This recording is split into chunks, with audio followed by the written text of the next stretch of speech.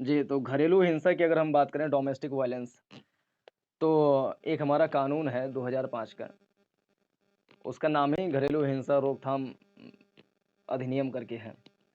उसका इंग्लिश में अगर हम नाम बताएँ तो है domestic violence protection of women rights करके है 2005 का।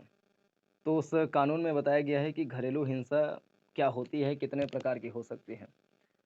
तो घरेलू हिंसा कानून के अनुसार 4 प्रकार मतलब 4 फैक्टर्स अगर हम देखें, तो हम मान सकते हैं कि घरेलू हिंसा है। उसमें से एक है मतलब शारीरिक हिंसा। घरेलू हिंसा का दूसरा प्रकार हम कह सकते हैं मानसिक या मनोवैज्ञानिक या साइकोलॉजिकल हिंसा। तीसरा होता है लैंगिक हिंसा, यानी कि सेक्सुअल अब्यूज़। और चौथा हम कह सकते हैं वित्तीय हिंसा, फाइनेंशियल जो अटैक हो सकता है। तो शारीरिक हिंसा में महिलाओं के साथ में जो कानून में बताया गया है वो 7 प्रकार की चीज़ें हैं। जैसे कि पुरुष जो है गुस्से में आ गया, थप्पड़ मार दिया, लात मार दिया, धक्का दे दिया, ठोकर मार दिया या दाँत काट लिया। ये सारे शब्द जो हैं कानून में लिखा हुआ है।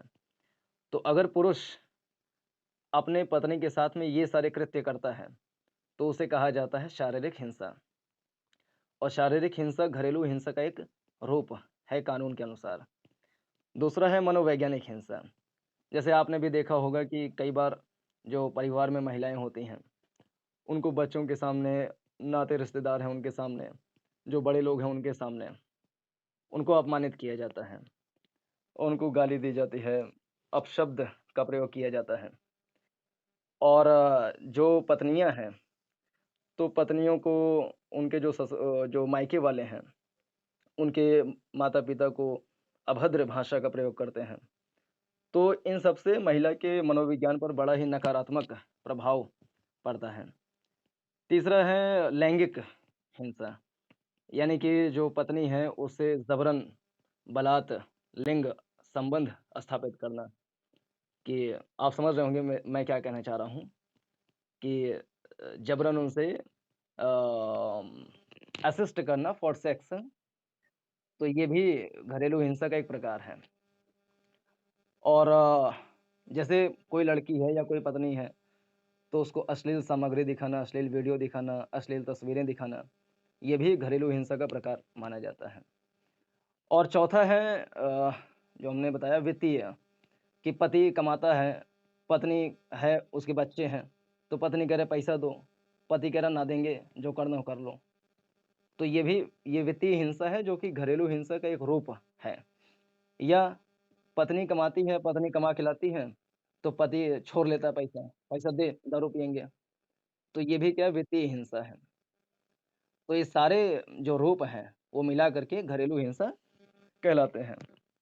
और घरेलू हिंसा कर कौन सकता है? प्रश्न ये उठता है। तो 2005 के कानून में कहा गया है कि जो पति है, जो पुरुष है, वो अगर इन सारे कृत्यों में से कुछ भी करता है, तो उसे माना जाएगा घरेलू हिंसा।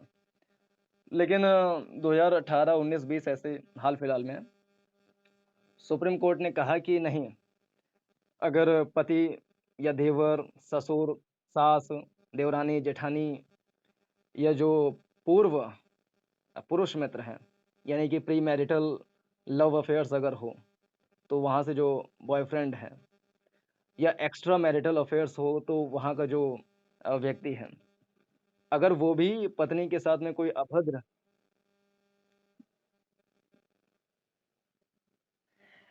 हाँ, तो ये सारे हैं मतलब घरेलू हिंसा कर कौन सकता है, तो इसमें जो एक्स बीएफ है, एक्स जो हस्बैंड है, ये सारे घरेलू हिंसा कर सकते हैं।